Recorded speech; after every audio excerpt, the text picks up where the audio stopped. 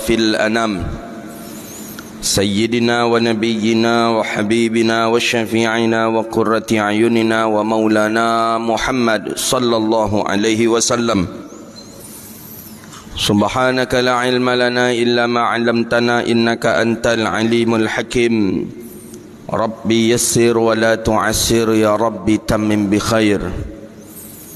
اللهم صل على سيدنا محمد الفاتح لما أغلق والخاتم لما سبق ناصر الحق بالحق والهادي إلى صراطك المستقيم صلى الله عليه وعلى آله وصحبه حق قدره ومقداره العظيم. اللهم بك أصبحنا وبك نحيا وبك نموت وإليك النشور. أصبحنا على فطرة الإسلام وعلى كلمة الإخلاص وعلى الدين نبينا محمد صلى الله عليه وسلم. رضينا بالله ربا وبالإسلام دينا وبمحمد صلى الله عليه وسلم نبيا ورسولا. أما بعد. Kita memuji Allah dengan mengucapkan Alhamdulillahi Rabbil Alamin. Dengan izin Allah kita bisa duduk di majlis yang mulia ini. Mudah-mudahan selama kita duduk di sini Allah ampuni dosa kita. Amin. Allah terima amal ibadah kita. Allah jauhkan kita dari bala dan wabah. Amin ya rabbal alamin. Salawat dan salam kepada Nabi yang agung, Nabi yang mulia, Sayyidina Rasulullah Muhammadun sallallahu alaihi wasallam. Allahumma salli wa sallim ala Sayyidina Muhammadin wa ala alihi wa sahbihi ajma'in. Bapak Ibu yang dirahmati Allah Subhanahu wa taala, kita lanjutkan kajian kita kitab Muwatta lil Imam Malik rahimahullahu taala. Faslun fi targhib fi salati fi Ramadan. Tentang usaha upaya untuk melaksanakan salat di Ramadan. Maksudnya qiyamul lail atau tarawih. Hadis terakhir, hadis tentang Nabi melaksanakan duduk antara dua khutbah pada khutbah Jumat. Maka dalam mazhabnya Imam Asy-Syafi'i rahimahullah, duduk di antara dua khutbah itu hukumnya wajib. Wajib julusu bainahuma bi muwadhabatihi sallallahu alaihi wasallam. Menurut mazhabnya Imam Syafi'i hukumnya wajib. Menurut mazhabnya Imam Ahmad bin Hanbal hukumnya sunnah. Karena Sayyidina Ali bin Abi Talib pernah berkhutbah mulai dari awal sampai akhir tanpa pakai duduk antara dua khutbah. Jadi yang satunya melihat Nabi dalam riwayat hadis mazhab Syafi'i itu pakai duduk antara dua khutbah. Sebagaimana baginda Rasulullah sallallahu alaihi wasallam itu duduk di antara dua khutbah. Maka mazhab Syafi'i menghukum itu dengan hukum wajib. Sedangkan mazhabnya Imam Ahmad bin Hanbal menghukum itu hukumnya sunnah.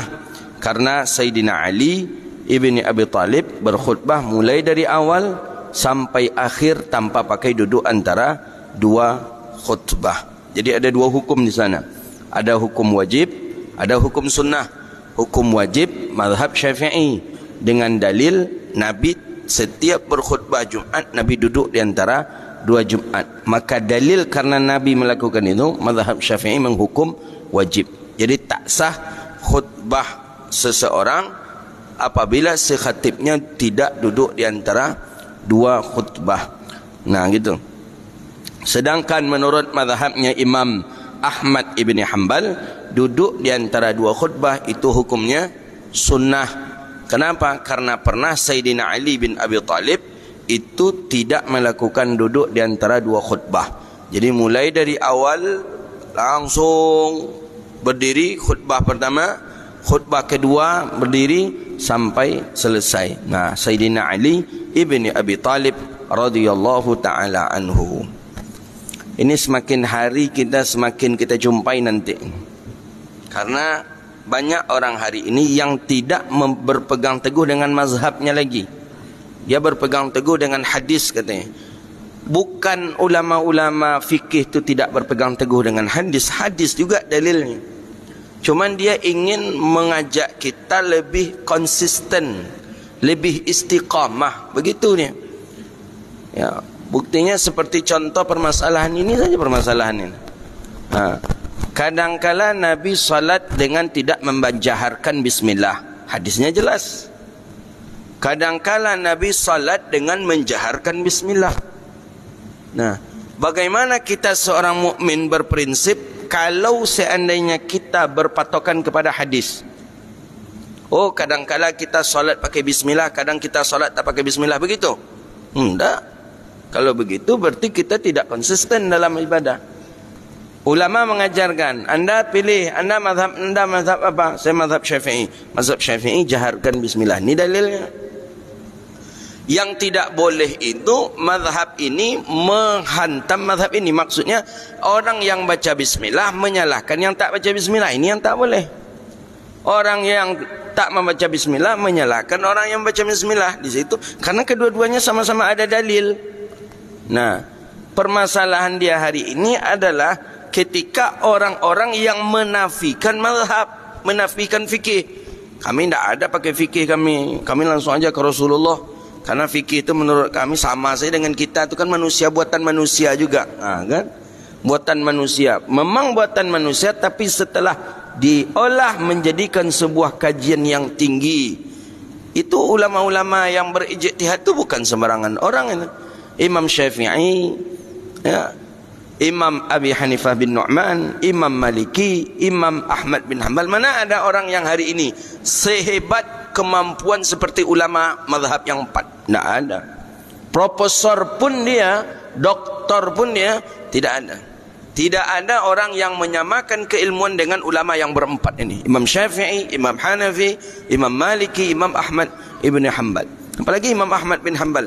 Tak ada catatan sejarah orang yang pernah hafal 1.000.000 hadis. Baru Imam Ahmad bin Hanbal. Tak ada. Maka mungkinkah kita yang hari ini kemampuan kita tidak sama dengan ulama mazhab yang 4, kemudian kita tidak percaya dengan mereka? Nah, ini keterlaluan. Maka fikih mengajarkan kepada kita untuk konsisten dalam beragama. Maka disebutkan di situ tu bahawa Jumat Nabi berkhutbah tapi duduk. Satu lagi Sayyidina Ali berkhutbah tapi tak pakai duduk. Mulai dari awal sampai akhir tak pakai duduk. Kita mana? Kita mazhab Syafi'i, ya kita ambil yang duduk. Kenapa tadi saya katakan nanti akan kita lihat, akan kita saksikan, dan terasa kita nanti perlunya kita bermazhab. Bukti hari raya kemarin di salah satu daerah di Pekanbaru, salah satu tempat di Pekanbaru, yang khatibnya tanpa pakai takbir. Khatib hari raya tak pakai takbir, macam khutbah Jumat dibuatnya. Tak pakai takbir. Jadi macam takbir biasa, macam khutbah biasa. Alhamdulillah wassalatu wassalamu ala Rasulillah wa ala alihi. Padahal dalam khutbah hari raya itu khutbah pertama 9 takbirnya. Khutbah yang ke-2 itu 7, ada yang mengatakan 5 khutbahnya, takbirnya. Tapi ada diawali dengan takbir terlebih dahulu.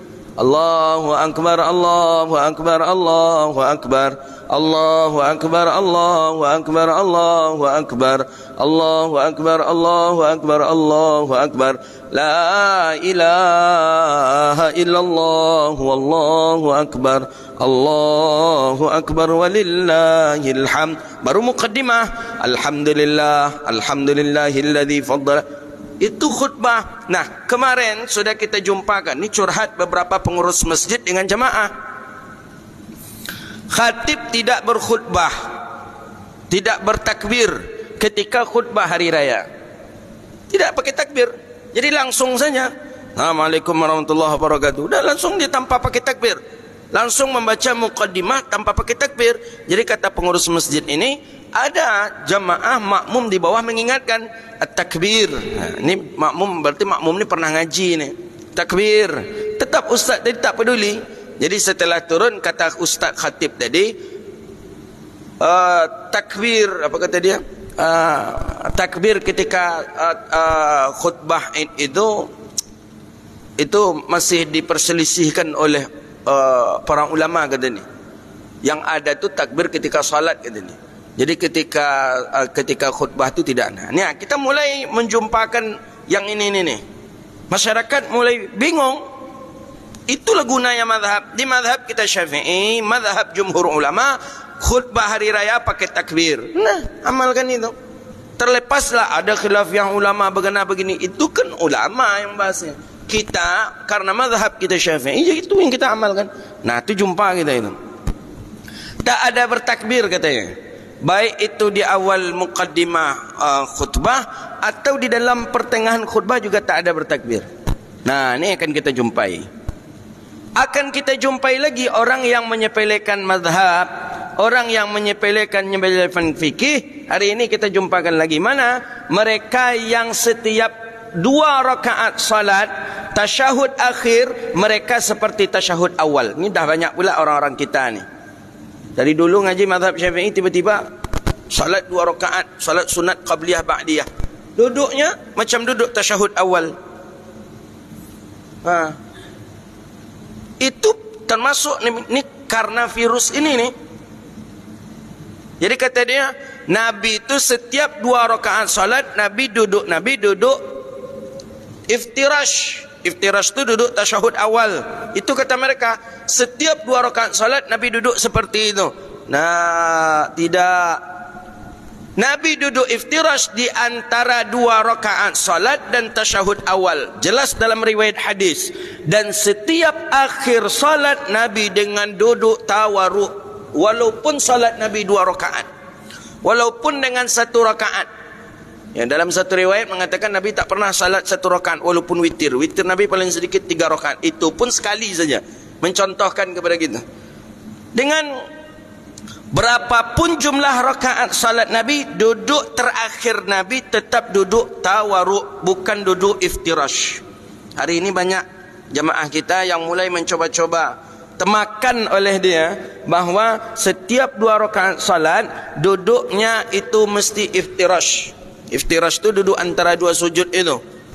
Karena kita kan tak sampai akhir kata dia. Kita cuma 2 rakaat saja. Jadi duduk kita duduk. Nah, berapapun jumlah bilangan rakaatnya salat Rasulullah, 1, 2, 3, 4 rakaat, di rakaat terakhir tetap Nabi duduk tawarruk. Duduk tawarruk itu duduk tasyahud akhir. Jadi kita konsisten. Hadis yang kita pelajari ada. Jadi jangan kita terbawa-bawa. Ini kita terbawa-bawa. Salat sunat dah macam tu aja dia ni pengaruhnya bahaya ni Wahaboy ni. Kata dia kami tak butuh mazhab. Di mazhab Syafi'i seperti itu. Kami berpegang ke hadis. Tajak. Emang kami kok tak berpegang ke hadis apa? Emang kami ni tak faham hadis apa? Ngaji kami ngaji hadis ini. Hadis yang kita baca. Nah, itu tujuan mazhab itu, mengarahkan kita agar kita ada peluang, agar kita punya kendali, agar kita jelas arah dan tujuan ibadah. Kami kadang-kadang subuh kami berkunut Ustaz, kadang tak berkunut. Kami ni mazhab kami mazhab nasionalis. Nah, itu mazhab nasionalis, bukan itu mazhabnya toleransi. Bukan. Anda Syafi'i ya pakai kunut salat subuh. Gitu aja dia. Ini bukan masalah toleransi, bukan masalah nasional dan lain sebagainya. Ada sebagian masjid macam itu. Masjid kami ini masjid umum Ustaz. Tidak ke NU, tidak pula ke Muhammadiyah, tidak ke Salafi, tidak ke Aswaja. Jadi, ya kadang kami berkunut, kadang kami tidak. Kadang kami pakai bismillah, kadang tidak. Kadang kami pakai zikir jahar, kadang tidak. Itu masjid abu-abu namanya itu. Tak jelas apa amalannya itu. Kalau bagus itu dah bahaya. Karena masjid itu bukan didirikan oleh orang NU, masjid itu juga bukan didirikan oleh orang Muhammadiyah, masjid itu bukan juga didirikan oleh partai politik, masjid itu bukan juga didirikan oleh ormas-ormas. Udah, masjid itu mengikut kepada mayoritas kaum muslimin. Seperti apa mayoritas kaum muslimin? Lihatlah masjid jami'. Melihatlah masjid yang ada di negara mereka. Ya, Indonesia tengoklah Istiqlal, macam mana amalan orang Istiqlal. Itu lagi. Berarti masjid itu masjid umum. Umumnya tengok macam mana amalannya orang umum seperti apa. Baca bismillah jahar. Umumnya di mazhabnya di Indonesia karena mazhabnya Syafi'i, ya ikutlah kepada mazhab Syafi'i. Bukan berarti masjid tadi masjid NU. Kebetulan pemahaman NU adalah pemahamannya mazhab Syafi'i. Selesai dia. Ada yang seperti itu. Jadi gaduh-gaduh. Jadi sampai penceramah pun gaduh-gaduh. Ada masjid. Sampai sekarang rutin saya di situ. Ustadz Asman rutin juga di situ, saya rutin juga. Akan parah. Dah berapa tahun saya ngaji di sana? 5 tahun. 5 tahun di tempat itu. Yang ngaji hadis di sana 2. Ustadz Asman 1, saya 1. Jadi Ustadz Asman minggu keberapa? Saya minggu ketiga. Ustadz Asman ngaji, saya ngaji pula di minggu berikutnya. Jadi tentu terpasuk kerajo kita, apa yang nyebahas dari Ustaz tu tentu kita apa kan balik. Itulah tu. Dah 5 tahun saya ngaji di sana. Sampai hari ini. Masih. Jadi tak perlu awak tak perlu dicompak nanya Ustaz tu tak. Tapi kabarnya Ustaz tu lah apa aja nya lagi jarang isi kata dia. Jadi namanya aja kata dia. Nah, ini penting Pak, penting. Konsisten dalam bermazhab, konsisten dalam berfikih itu penting. Qala hadis. Ini Muwatta Imam Malik. Ini kitab hadis ni. Macam mana kita tak faham hadisnya? Ngaji kitab hadis ni. Tapi tak pernah pula kita bilang majlis kita majlis sunnah itu, pengajian sunnah itu tak ada kita. Tak ada. Mereka itulah PD mereka mengatakan pengajian sunnah. Mudah-mudahan Allah redai majlis kita. Amin. Haddatsana Mali an Ibni Shihab an Urwah Ibni Zubair an Aisyah radhiyallahu taala anha zaujan Nabi sallallahu alaihi wasallam. Hadis daripada Ibni Shihab daripada Urwah bin Zubair. Urwah bin Zubair ini anak daripada Asma. Urwah bin Zubair an Aisyah. Jadi Aisyah punya kakak namanya Asma. Asma menikah dengan Zubair bin Awam. Lahirlah Abdullah bin Zubair, kemudian Urwah bin Zubair. Urwah bin Zubair yang selalu di masjid. Masuk masjid Nabi nampak je Urwah. Beko masuk masjid Nabi nampak je Urwah. Nabi tanya lagi, apa pasal awak selalu di masjid ni? Kata Nabi ke Urwah. Kata Urwah, ana rajulud duyun ya Rasulullah. Aku ni laki-laki yang banyak utang ya Rasulullah.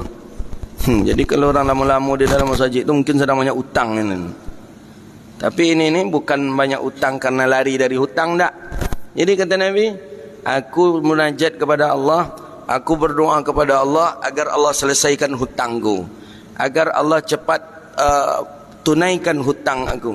Jadi kata begini Nabi, mau enggak engkau aku ajarkan doa yang apabila engkau membaca doa ini maka akan Allah tunaikan hajatmu, akan Allah lunasi hutang. Mau ya Rasulullah? Itulah diajarkan Nabi sallallahu alaihi wasallam. Apa diajarkan bagi Nabi sallallahu alaihi wasallam? Doa. Allahumma inni a'udzubika minal hammi wal hazani wa na'udzubika minal ajzi wal kasali wa na'udzubika minal bukhli wal jubni wa na'udzubika min ghalabatid daini wa qahrir rijal. Mana yang pernah menghafal berarti pernah banyak utang. Perlu ilmu-ilmu itu perlu ditajribah. Perlu ditajribah. Jadi mana yang alun berhutang, cuba berhutang kemudian cocok macam doa tu. Itu tajribah. Tajribah ilmu yang pernah ditajrib, yang selalu diamalkan. Itu namanya ilmu tajribah. Ada doa, dapat doa diamalkan. Ilmu tajribah. Itu Sayyidina Urwah baca doa adalah Allahumma inni a'udzubika minal hammi wal hazani wa na'udzubika minal ajzi wal kasli wa na'udzubika min ghalabatid daini wa qahrir rijal. Jadi manakala aku mengamalkannya, ya Allah pun melunasi hutangku. Ada satu lagi ilmu tajribah, Imam Ibn Uyainah. Imam Ibn Uyainah dengan banyak para ulama mentajribahkan, termasuk Imam Ibn Hajar. Itu setiap hari Ashura beliau memudahkan nafkah kepada keluarga ayalihi. Bahkan disebutkan oleh Nabi, man wasa'a iyalihi, siapa yang melapangkan nafkah anak isteri keluarganya pada hari Ashura, wasa'ahullah, Allah lapangkan rezekinya setahun yang akan datang. Itu kata Nabi SAW dalam kitab Irsyadul Ibad ada. Banyak yang mengamalkan. Imam Ibn Uyainah mengamalkan, mempraktekkan. Kemudian Al-Imam Ibn Hajar juga mempraktekkan. Banyak ulama-ulama hadis yang mempraktekkan. Betul. Jadi kata ulama itu, aku sudah mengamalkannya selama 50 tahun. Jadi kalau ingin murah rezeki kita, ingin melimpah ruah rezeki kita, di hari Ashura tu banyakkan nafkah untuk anak dan isteri. Itu ulama sudah mentajribahkan itu, sudah mempraktekkan dan mencoba gitu. Betul. Setiap hari Ashura banyakkan sedikit nafkahnya. Ya biasanya ibu-ibu ko lah tahu je nyo. Hari Ashura kini kau bang katanya, tak belabio katanya lah. Jadi lebihkan di hari Ashura, lebihkan. Hari Ashura di kita insya-Allah hari Jumat insya-Allah. Jumat. Ini dah berapa Ashura? Dah berapa Muharram? 6. 5. Hari ini dah 5. 5 Maghrib tadi dah 6. Maghrib besok, Maghrib tadi 5. Maghrib Senin 6. Maghrib Selasa 7. Maghrib 8 Rabu. Maghrib 9 Kamis. Maghrib 10 Jumat. Berarti hari Jumat kita puasa gitu. Taklah Sabtu ke begitu puasa kita. 9, 10, 9 hari Kamis, 10 hari Jumat kalau tak salah dalam hitungannya. Jadi kita puasa Tasyu'a hari Kamis, puasa Ashura hari Jumat. Banyak fadilah-fadilah daripada hari Ashura itu. Dan khusus hadis musalsal Ashura ada. Kita nak mengejazakan hadis musalsal Yaumul Ashura. Itu ilmu tajribah namanya itu. Ilmu tajribah. Sama dengan doa tajribah tentang pelunasan hutang tadi. Nah gitu. Jadi siapa yang ingin Allah lapangkan rezekinya, lapangkan pula lah, banyakkan, lebihkan nafkah untuk anak dan istrinya. Wa qala an Aisyah radhiyallahu taala anha, daripada Sayyidatuna Aisyah radhiyallahu taala anha, istri baginda Nabi sallallahu alaihi wasallam, qala anna Rasulullah sallallahu alaihi wasallam shalla fil masjid, bahawa Nabi sallallahu alaihi wasallam salat di masjid zata lailah, pada suatu malam. Pada suatu malam Nabi salat di masjid. Fa shalla bi salatihin nas, maka salatlah dengan Nabi manusia, maksudnya banyak sahabat yang ikut datang salat. Summa shalla min qabilatin fakathuran nas, kemudian Nabi salat di malam berikutnya, tambah banyak manusia. Awal salat banyak, salat lagi tambah banyak. Ada yang mengatakan Nabi salat pertama kali malam 23 Ramadan. Ini tarawih maksudnya ni. Ini dalil tarawih ni. Kemudian salat lagi Nabi di malam yang ke-25, tambah banyak lagi. Summa jatama'u min lailatis salisah, kemudian Nabi salat di malam yang ketiganya lagi, yaitu di malam yang ke-27 Ramadan, tambah banyak. Tapi di malam yang keempat, falam yakhruj, Nabi pun tidak keluar. Nabi tak keluar rumah lagi. Nabi tak lagi pergi ke masjid. Falamma asbaha, manakala waktu subuh masuk, kemudian Nabi setelah selesai solat subuh, Nabi berkata kepada sahabat, qad ra'aitul ladzi qad sana'tum. Kata baginda Nabi, aku melihat apa-apa yang kamu kerjakan, aku tidak melarangnya, kata Rasulullah. Tapi kemuanya itu illa anni, aku khawatir, aku takut ayyafrida, bahwa difardukan di atas kamu sedemikian setiap Ramadan. Jadi kalau begitu Nabi salat tarawih berjamaah cuma 3 malam saja. Tidak ada setiap malam, cuma 3 malam saja. 3 malam itu di malam 23, di malam 25 dan di malam 27. Begitu riwayat Imam Bukhari. Malam-malam yang berikutnya Nabi tak datang. Kenapa? Khasyid, takut, khawatir baginda Rasulullah nanti difardukan salat tarawih itu. Jadi kalau begitu, yang sunnahnya, kalau kita mengikut Rasulullah, yang sunnahnya malam itu saja kita datang ke masjid. Malam 23 je, malam 25 je, malam 27. Udah, malam-malam yang lain tak usah datang. Karena bid'ah. Yang sunnah itu cuma malam 23, 25, 27. Mengapa kita tiap malam datang ke masjid salat tarawih? Bid'ah. Coba berikan hadis ni ke Wahabi. Apa kata Wahabi? Ente pilih Nabi atau pilih Sayyidina Umar? Bilang, yang salat tarawih tiap malam ke masjid secara berjamaah dipandu oleh imam, itu di zamannya Umar bin Khattab.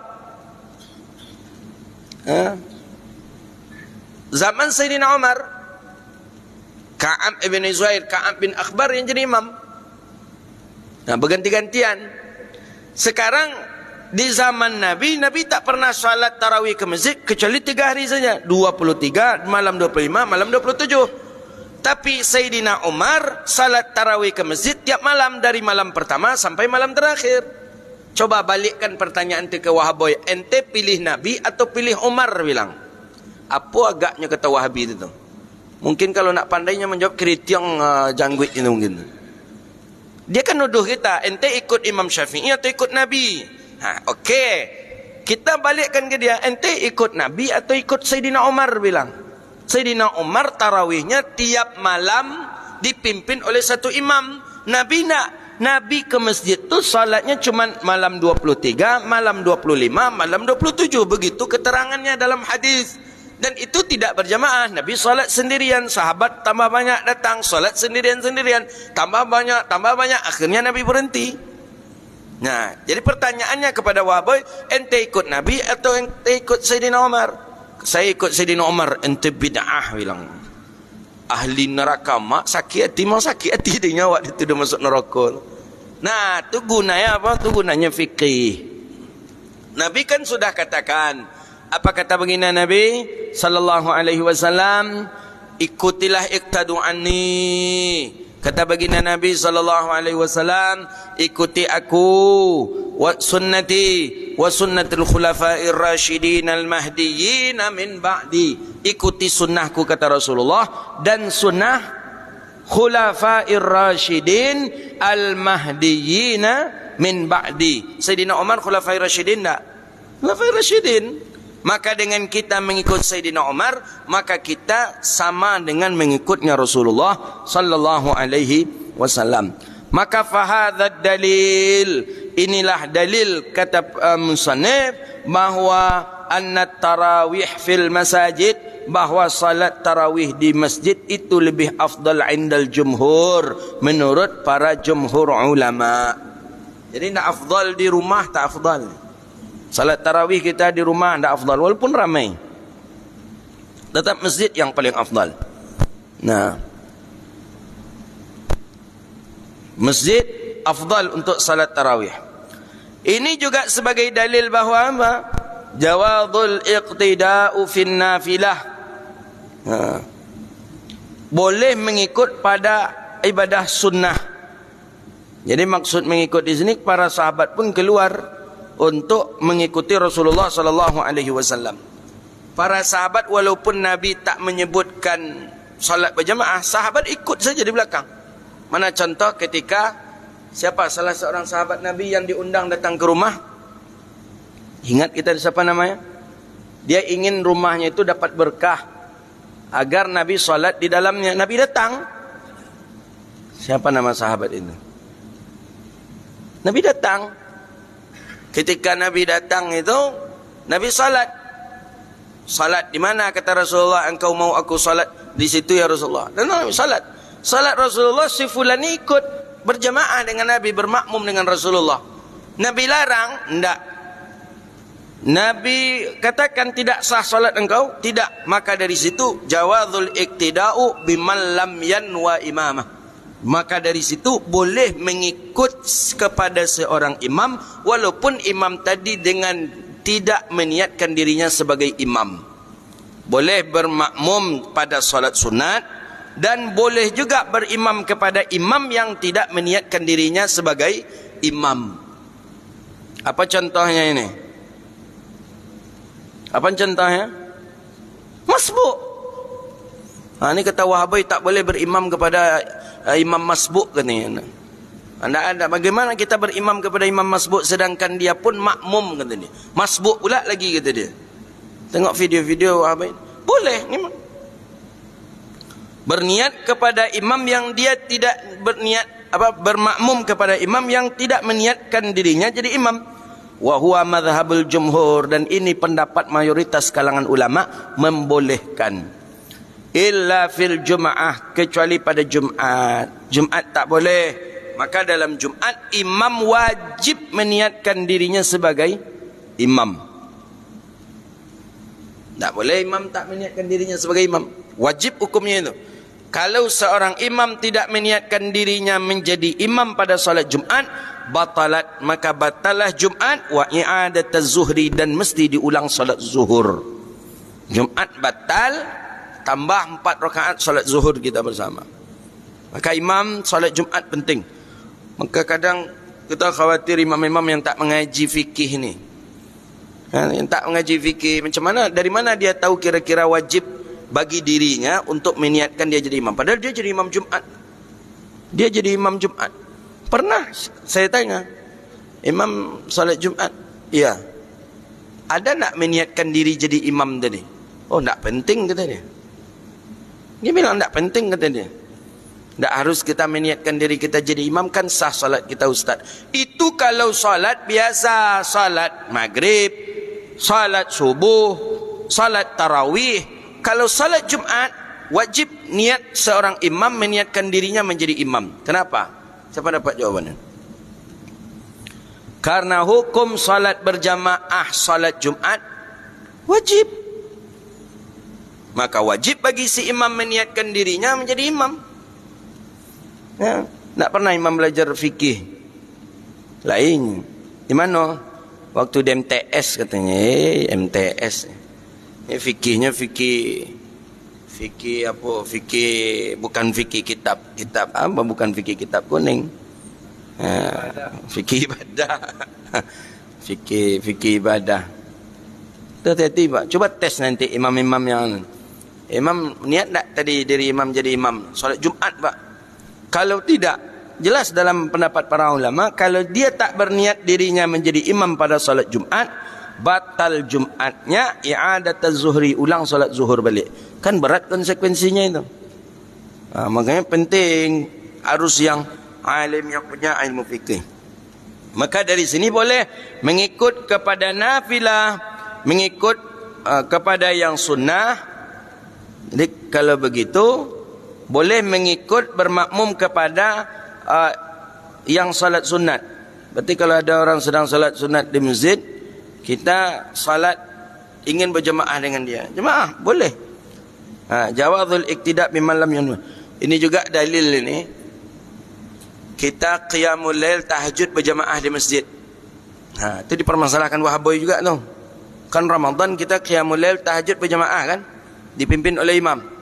Dipimpin oleh imam tahajud berjemaah. Jadi kata Wahabi, tidak ada dasar boleh apa? Tidak ada dasar Nabi pernah mengamalkan itu. Sahabat salat berjemaah tahajud. Karena salat sunat itu tidak ada yang dianjurkan berjemaah kecuali tarawih dan witir saja. Itu kata Wahabi. Nah, bukan. Pokoknya setiap nafilah, setiap salat sunat itu boleh dilakukan berjamaah. Tapi ada yang disyariatkan, ada yang tidak dianjurkan. Nah, bagaimana dengan tahajud tadi? Kita masuk kepada bab ini. Boleh dilaksanakan secara iqtida.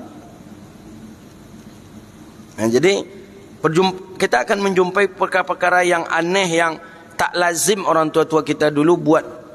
Dan yang parahnya, dia menyalahkan kita. Sehingga keluar bahasanya kebenaran yang baru kita temui. Gitu tu. Jadi seolah-olah orang tua-tua kita dulu tu salah. Ni yang benar yang tak terungkap tu, ini yang cara yang benar ibadah. Sakit hati. Kadang-kadang kata dia, mudah-mudahan Allah ampuni dosa ayah mak saya karena banyak melakukan ibadah yang salah katanya. Kan kurang ajar itu. Pula andek ni. Allah wabillahi at-taufiq wallahu a'lam bis-shawab. Silakan, ada pertanyaan? Semulia-mulia kita hari ini takkan semulia orang yang lebih dahulu daripada kita. Sehebat-hebatnya ibadah kita hari ini tidak akan sehebat ibadah orang yang terlebih dahulu daripada kita. Jauh hebat ibadah mereka daripada kita. Jangan kita mengatakan diri kita lebih baik daripada mereka, tidak. Maka kita ni khalaf. Siapa yang salafnya? Orang sebelum kita tu salaf. Itu yang mulia dengan ibadahnya, dengan ilmunya. Mereka tak punya gelar tapi keilmuannya luar biasa. Ibadahnya. Saya pernah jumpa dengan anak muda itu. Dia bertanya awalnya. Saya tahu ni wahaboy ni anak ni. Rupanya betul. Awal bertanyanya dah nampak. Pak Ustaz, saya malu sebenarnya dah bertanya ke Pak Ustaz. Tentang apa? Tentang ahwal ibadah ini. Karena ibadah ini banyak dilakukan oleh orang tua saya. Mudah-mudahan Allah ampuni kesalahan orang tua saya karena telah melakukan ibadah yang salah. Dari situ saya dah nampak itu. Ada apa? Ayah ibu saya selalu, kalau ketika sebelum Ramadan tu dia datang ke kuburan ayah maknya, ke keluarga kami untuk ziarah katanya. Jadi dia nak menembak hukum ziarah kubur ini. Jadi dia mengatakan perkara itu perkara yang tak bagus. Jadi ayah ibu saya ini selalu setiap Ramadan bawa kami seluruh keluarga datang ke kuburan untuk ziarah, bersihkan kuburan. Jadi ziarah kubur yang seperti itu yang menentukan hari itu kan tak boleh Pak Ustaz. Jadi nyoba tanya, tapi awal pertanyaannya itu ayah maknya lah apa neknya. Salah ni. Kalau nya mengatakan mudah-mudahan Allah mengampuni dosa ibu bapa saya, kata itu kan enak juga, itu enggak. Mudah-mudahan Allah ampuni kesalahan dan dosa orang tua kami yang telah salah dalam beribadah. Salah beribadah kan enggak lomaknya. Hadza wabillahi at-taufiq. Mudah-mudahan Allah berkahi kita, Allah jauhkan kita daripada virus wahabi. Na'udzubillahi minasyaitonir rajim wal wahabiyyin was salafiyyin. Ada lagi pertanyaan? Cukup. Jadi Jumat itulah Jumat. Tarawih dah habis bab Jumat, masuk bab tarawih. Jadi tarawih itu tidak ada yang mengamalkan tarawih, tidak ada yang melakukan tarawih berjamaah kecuali zamannya Sayyidina Umar ibnul Khattab. Zaman Nabi dah berjamaah. Di zaman Abu Bakar tidak juga. Di zamannya Sayyidina Umar bin Khattab barulah. Maka oleh karena itu kita ni mengikut sunnahnya Khulafair Rasyidin. Karena itu dianjurkan Rasulullah sallallahu alaihi wasallam. Kata Nabi, ikutilah sunnahku dan sunnah Khulafair Rasyidin al-Mahdiyyin min ba'di wa'addu bin nawajiz. Disuruh kita oleh baginda Nabi untuk berpegang teguh dengan itu. Hadza wabillahi at-taufiq. Sarapan sudah ada, tapi enak sarapan di bawah kayaknya lagi ni Bapak Ibu. Sampai memandang payung, menengok payung tu. Tapi payungnya tak pula kembang dia. Nanti siang kayaknya apa itu kembang dia. Tapi hati-hati licin, ya jangan lari-lari lah, santai, jalan santai. Eskalator tu kalau ada tulisan jangan dipegang karena karet mati, itu jangan ibu-ibu pegang, jangan bapak-bapak pegang. Karena kalau dipegang dia tak jalan, sedangkan di bawah jalan. Di situ banyak terjatuh. Ini dipegang, ini enggak. Jadi dia kata jangan dipegang. Kalau ingin apa, santai saja. Biar jadi jalan kaki kita, dia tetap jalan, tangan kita aja yang kita jalankan sendiri. Karet tak jalan. Nah, gitu. Kemarin ada juga yang terkena itu. Itulah. Yalah, banyak hati-hatilah. Di kita insya-Allah kajian tahun bulan depan ada lagi itu. Ada tabligh akbar bulan depan lagi. Kalau memungkinkan di luar kita akan buat di luar. Kalau tidak memungkinkan kita akan buat di dalam ini insya-Allah. Agustus ada Syekh Abu Asi, ya Syekh Salim Abu Asi Ni ulama Al-Azhar, termasuk ulama senior Al-Azhar, Salim Abu Asi dengan Kiai Lutfi Basari akan datang ke Riau. Akan kita buat tabligh akbar di An-Nur. Kiai Lutfi Basari, kalau ada mengistilahkan NU garis lurus, ya. Tapi si banyak KKNU tak setuju dia pakai istilah itu, ya. Tak ada NU garis lurus, seolah-olah ada NU garis bengkok katanya, ya. Tapi kan orang-orang NU juga yang mengistilahkan dengan istilah NU garis lurus. Baik, itulah kajian kita. Mudah-mudahan diberkahi oleh Allah Subhanahu wa taala. Allah jauhkan kita dari bala dan wabah. Allah istiqamahkan kita. Allah jadikan kita orang yang taat kepada Allah Subhanahu wa taala. Rabbana atina fid dunya hasanah wa fil akhirati hasanah wa qina adzabannar. Allahumma faqihna fid din wa 'allimna ta'wil wahdina ila siratikal mustaqim. Rabbana zalamna anfusana wa illam taghfir lana wa tarhamna lanakunanna minal khasirin.